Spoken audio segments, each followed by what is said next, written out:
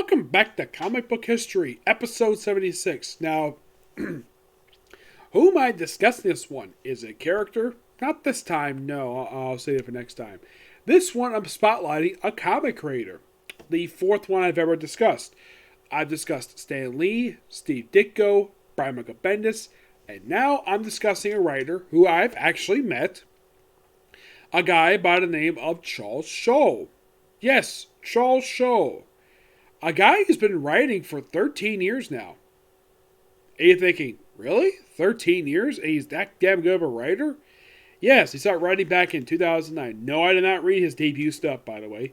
Yeah, the first comics he published were a couple of one-shot graphic novels for SLJ publication, first being 2009, and then they'll publish it 6 years later. After he did the first trade for Strongman, he moved over to Image, where he was there for about 3 years. He worked on 24, he's done 27. He worked on 2 limited series for that one, the first and second one. He worked on an issue of Skull Kickers for like 1 issue. He recently came back to Image. He came back to Image in 2017 to do Curse World, and currently he's doing Undiscovered Country. And he did one other independent comic book before he moved over to the company that basically got people's attention with him. Arcana Studio Press, which is Strange Attractors, a 5-issue miniseries released from December to April of 2013. Now, as for the first comics he wrote for DC, this is interesting. The first comic he wrote for DC was Swamp Thing, a book he did for 22 issues. Came in the book with issue 19, did the final issue for the book, issue 40. This, of course, was volume 5. He also did the annual, the Anti-Arcane one-shot, and he also did the Futures End one-shot. And during this time, when he was doing this book, not long after he started this book, he was given Red Lanterns. And this book he did for 17 issues, where he did it from issues 21, 37, and did the annual along with Futures End. And that's all he did for the book. He did work on 2 other villains with one-shots. One for Action Comics, one for Green Lantern. I think this one was... Yeah, Green Lantern was Black Hand. For Action Comics, I believe this was Mongol, if I'm not mistaken. No, it was Lex Luthor. Yeah, he worked on the Lex Luthor one. You thinking, really? He worked on Lex Luthor? Yeah, he did. And he did that in 2013. And just before he did those 2 one-shots, well, before they released those things, he was given one other series. That was actually his shortest tenure book he worked on DC. A series called Superman Wonder Woman, which his run was actually pretty good. I loved his run. Like, it felt like a really good book, despite the fact I was not really a big fan of the Superman Wonder Woman romance. But he basically did a really good job with this series. He basically brought in a company that later became Catco, basically Clark Catco. That's what the original company was called before the name Clark was dropped for Catco. And he did the first 12 issues and the annual. The annual itself was a crossover annual with, I think it was the third annual for Action Comics, where it basically these 2 annuals take place at the same time. And looking at the Superman Doom trade, when that came out, it actually combined both annuals into one. And he also worked on the 2 bookend one-shots for Superman Doomed, which he worked on that with Scott Lobdell and Greg Pak. Yep.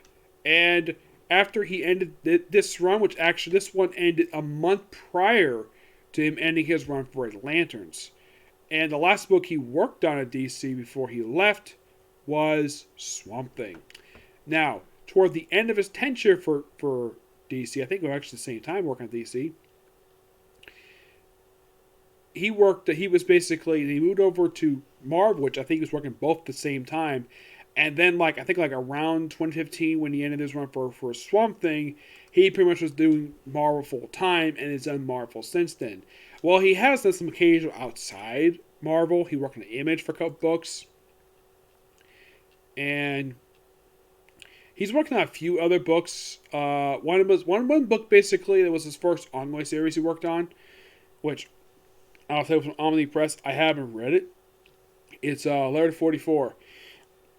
At Marvel, oh boy, this is basically now his Marvel work is what people know him for. People also do know him for his DC work per se. Now his first Marvel book he worked on, and this actually will surprise you. Yeah, this book apparently now you probably think this book basically new writer in this book. They had to hit the restart button for this book, but they didn't. Nope, they did not. As far as I can tell, this is the only book that Charles Soule worked on that he did not work on the first issue for. Yeah, this is the only one. Because if you look at all the books he worked on at Marvel, every single book, this is the only one he did not start issue 1 for. He came on with issue number 7. Well, actually, no, he came with issue 12. Yes, he came on just after Daniel Way and Steve Dillon wrapped up their run for the book. And he came onto the book with issue 12 and stayed on to issue 26. He pretty much had the longest run on this volume. This run lasted for 30 issues because not long after he left, the book ended. The book itself basically kind of slightly different direction than what they were doing before, where like the first 11 issues they did basically where Red Hulk did him to do.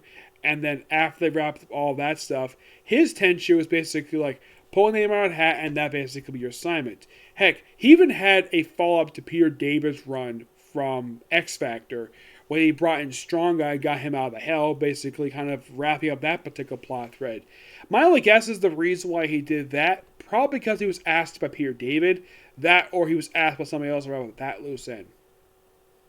During his time on the book, he actually added one member to the group, because when the group first started, it was Red Hulk, Punisher, Elektra, Venom, Deadpool. It was mostly anybody associated with his Code Red. That was his group he had during Hulk Volume 2. Minus the fact that Venom was not part of the roster. What Venom did is that he put red into the white spider he had, and Punisher switched out the white skull for the blue skull for the red skull.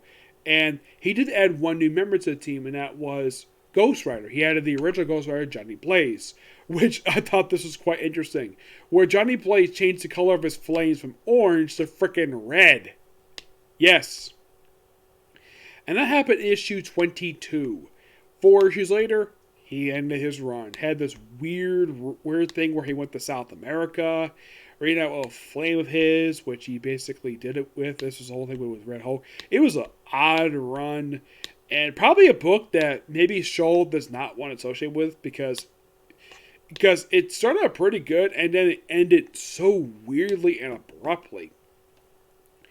Yep, and like toward the end of his run for Thunderbolts, he started, a run that I just recently reviewed for She-Hulk. A run that lasted for 12 issues. Now, he also started one other book, like not long after the start of this run, he started the Inhuman series. A book that lasted for 14 issues and had one annual. I have done a review of this one. Go check it out. It's on my comic corners. After that book ended, it was replaced by Inhumans, where it had issue 0 come out, but issue 1 to come out until after Secret Wars. She-Hulk basically ended, and during the course of Secret Wars, he had 2 limited series. Inhumans Attilan Rising, which I have done a review of that one, and Civil War Volume 2. For Secret Wars. After Secret Wars, he got 3 new series. He got Daredevil, which he wrote Daredevil on the She-Hulk series, and that one I've also reviewed. Like a lot of this guy's work I've ever reviewed before. He got Daredevil, he got Poe Dameron, and he got Uncanny Humans. He also had a 4th series, which he was briefly on, and that was All New Inhumans. Yep. Now, of all these titles, like Daredevil practically lasts the longest. Well, also prior to this, I should mention this before, so I'm bringing up comments. Like, wait, you bring up this? Well, it was actually just before the end of his run for She-Hulk. He was given the Death of Wolverine miniseries. A really good book. He also did 2 issues of Logan Legacy, the premiere issue, and he did the final issue. He also did the Weapon X program, which a lot of these books I have reviewed already. And just prior to Secret Wars, when he was wrapping up his run on She-Hulk and Human and started on Uncanny Humans, he did the weekly series Wolverines, which I will finish reviewing that soon. Don't worry about that. And then pretty much, Yeah, there was also one of the miniseries that came out in 2015 that he worked on, aside from Civil War Volume 2 and him as Anteline Rising. He also worked on his very first Star Wars book, Star Wars Lando. First of two books for Lando. Yeah, the second one was Double or Nothing. That was tying to the actual Han Solo film that came out a couple years ago. Actually, yeah, it was about 2 years ago it came out. And pretty much, and his Daredevil run surprisingly lasted the longest. At all the books the guy worked on, this was his longest run, 3 years. Late 2015, wrapping up in late 2018. Which ended around the same time he ended his Poe Dameron book. Yeah, just by sheer coincidence. It just happened to be that way.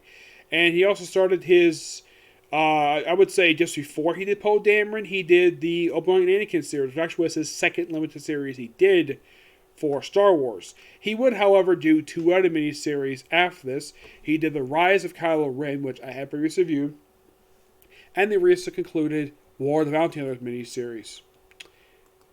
And Daredevil is like one of those other books he did do an annual for. Yeah, he did an annual for the book, which kind of brought back the character Echo with no explanation of how the heck she came back. It's absolute really good run. I do highly recommend it. He did a story for Gwenpool Holiday Special. He did the miniseries Daredevil Has Punished the Seventh Circle, which I think was a digital first book. Let's see. Also, during when he wrote Poe Dameron and Daredevil and Running Can Humans, he did a miniseries called Death of X, which later led into Inhumans vs. X-Men. Yep, and not long after these two miniseries wrapped up, he was given two other books. Started at the same time, believe it or not. Yeah, the one ended just prior to that one. Yeah, the two books he was given in June 2017, which was a really good year. I love this particular year. He was first given Astonishing X-Men. His run lasted for 12 issues for Matthew Rosenberg, and that book ended. This book was fantastic. I love this book. With the exception of Wolverine, almost everybody else was not. With the exception of Wolverine, everybody else basically was exclusive to this book, and it was really, really good. And there is an annual, which Matthew Rosenberg did do, that pretty much kind of filled in the gap between his run and Soule's run. At the same time he started his run for Astonishing X-Men, he also got Darth Vader. Yes, he got Darth Vader, which was really good run. Now, unlike the first volume for Darth Vader, I still feel this way about this book that I did the previous volume. Well, that I did when the book ended. The first volume, I can perfectly understand the reason why it ended, because it's probably as far as Kieran Gillian and I believe Cy Spear wrote the book too, that I wanted to do. Charles Shaw's run ended after only publishing for a year, despite having the same exact amount of issues. And yes, he did do an annual for this run. Which, here's the fun fact with this annual. This annual actually was the second annual for the whole entire series. Yes, because it continued from the previous volume for, because even he felt as though that restarting and not giving another annual, even though Harry had one, even he felt as though that was stupid. So he just gave him an annual number 2. This book, kind of in the way, filled in the gap. Basically, it was supposed to take place during a 19-year time skip. Yeah, this era was a good era to the Darth Vader book in. This is also the first chronological time you saw the Inquisitors, which also popped up on the TV show Star Wars Rebels. Excellent book. This is actually one book by Charles Soule, one of those few books Charles Soule did. This one over She-Hulk. Now, Daredevil, I can understand why he ended that book, because it's all he wanted to do with the book. Uncanny Humans, I was okay with that book ending, because that's another book that probably felt as though it ran its course. But She-Hulk and Darth Vader, yeah, these two books basically had no reason to end. Not at all. And Astonishing X-Men is the second book that he worked on that actually changed writers without hitting the restart button. Yeah, seriously. That was the other book he worked on, did not hit the restart button as soon as he left. Because apparently Marvel, their stupid policy of oh, we changed the writer, gotta hit that restart button, and this book didn't do that at all. Nope. It didn't. Yeah, in the case of Vader, the way the book ended was basically oh, let's show up the very palace they had in Star Wars Rogue One. And let's end it with the completion of the construction of that place. I'm like, really? And you're not going to tell any other story during this time period. I mean, the only stories that have been told that take place during the 19th time skip besides this book for Vader that's been deemed canon is Lords of Sith, Tarkin, and his appearance on Star Wars Rebels. And that's it. Seriously, that is freaking it for his appearances during the 19-year time skip. Well, you can also say Rogue One. That's another thing you can say take place during the 19-year time skip that he was featured in, but as a supporting character. But not a lot of stuff for him to do. Yeah, this is an era that could be explored, but nope. Gotta focus on that original Star Wars era for some reason. Don't know why. And then as soon as this book ended, and as soon as he ended, a lot of his books basically ended in 2018. Yeah, this I thought was really interesting.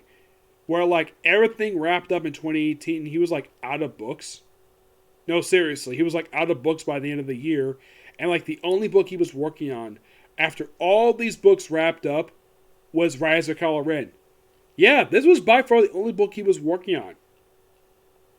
And then as soon as this book, toward the end of this book, before the book wrapped up, he got himself a new ongoing series. Star Wars, which he's still writing this very day, and it's really good. Yes. This is basically, now the book had been relaunched because they wanted to take the book a new direction.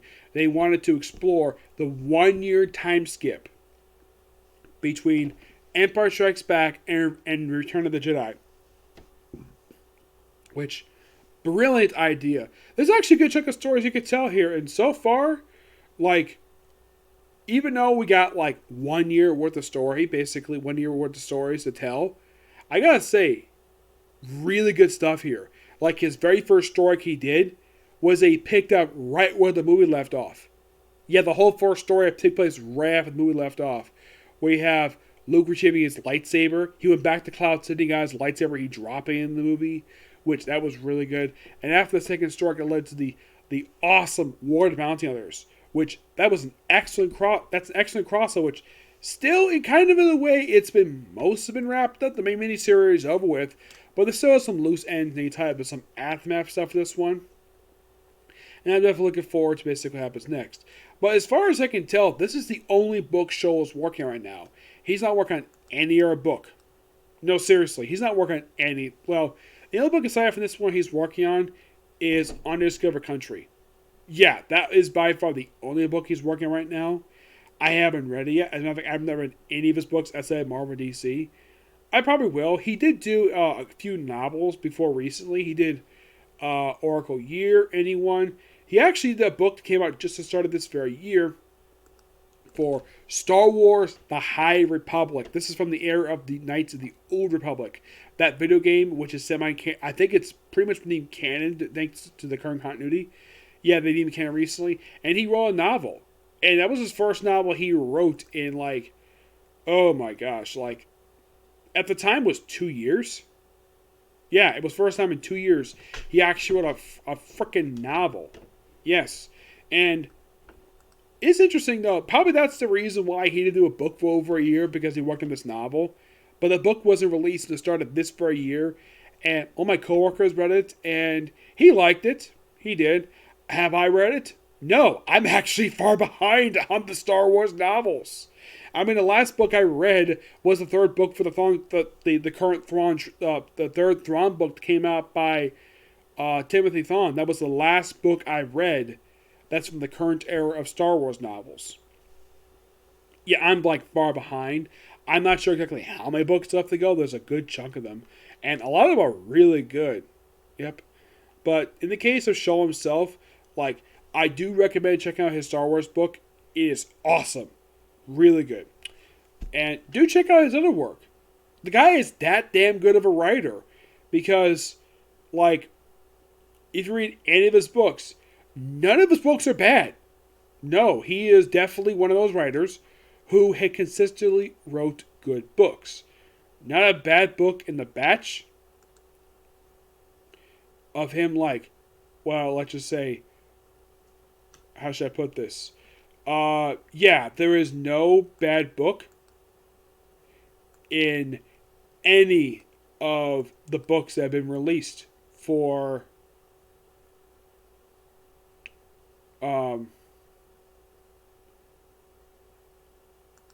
bad books for Charles Soule. He's been writing comic books consistently for at least for 13 years. Like I said, 13 years writing comic books. Now, I cannot say anything about his Image books, but I can definitely say his DC Marvel books are awesome. Check them out. You would love them. Because this guy clearly, even though, yes, his secondary job aside from being a comic writer, he's a lawyer. But his specialty is immigration. Yes, he's an immigration lawyer. And somehow he gets time to work on all these books and still have time to practice law. Yes, seriously. I don't know how the heck he does this. I have met him once in person. Now you might ask, has any of the characters he's ever created in comics ever made live action? Yes. One. And that was Lash from Inhuman. And that's it. And you're thinking, really? Yes, really. As far as I can tell, like, that is the only character he's ever created in comics that has ever been adapted for TV, for anything live action related. Because I'm sure he's created other characters for Marvel and DC. But I'm thinking of like, wait, you have all these characters you created and you don't have any new characters? Like, if you want to think of a character who basically, like, if you want to think of, like, even though, yes, he's focusing on Star Wars right now, if you want to pick a book for him to write, that I think he would be absolutely perfect to work on. And I think this would be perfect for the guy. Oh yes, he also forgot he did work on Marvel Comics Presents. He worked on that 9-issue volume, was the 4th line for the series. He did work on Humph Wolverine. He worked on, I believe, the Anime Agenda. He worked on that. He worked on a couple of the Humph Wolverine stuff, which is really good. He did work on the Return of Wolverine. Yeah. I mean, he did a lot of stuff Wolverine. I mean, I'm fine with him wrapping up stuff Wolverine. But there's one character, I mean, he's on Wolverine, he's on She-Hulk. Surprisingly, like, aside from Thunderbolts is the only group book he's ever done. And you're probably scratching it, really? He's on one group book? And yet Gary Duggan is doing 3 right now? Yeah. Sabbath Avengers, Marauders, and X-Men. And yet Soule's only done 1. I mean, you could say Wolverine is kind of a group book, but these are characters associated with Wolverine. It's not like a group of characters from a established series. Well, we could say the only group book he worked on was probably Astonishing X-Men, and maybe Inhumans. But like an actual superhero group, could he do Avengers? I don't know. It's possible, but I would not take him away. I would not take Jason Aaron with the book right now because the guy is doing really, really good. Yeah. I am loving his work for Star Wars. Not Star Wars. Jason Aaron Avengers. The only book I can think of he probably could do right now, I mean, could I expect to go back to She-Hulk? No, because the book is coming back soon. I found it recently via solicits. I think probably the only character he could do now, I mean, Daredevil, I don't think he wants to because he did all he could with the character. One character I definitely think he would work for this character. I would love to see him do it. Punisher. Yes, Punisher needs to do writer right now, so have him do it. Or how about, here's one for you. How about, what did Charles Soule wrote Deadpool? Well, as his solo book. Yeah, he did write him in the Thunderbolts book. But solo book? No, he hasn't. Not that I can think of, no. But Deadpool might work. I think they'd be perfect for Deadpool. That's my opinion anyways. Okay, so that's it for this particular review. Stay tuned for my review for Shaman King. And that'll probably be it for today. Okay, next video. Bye.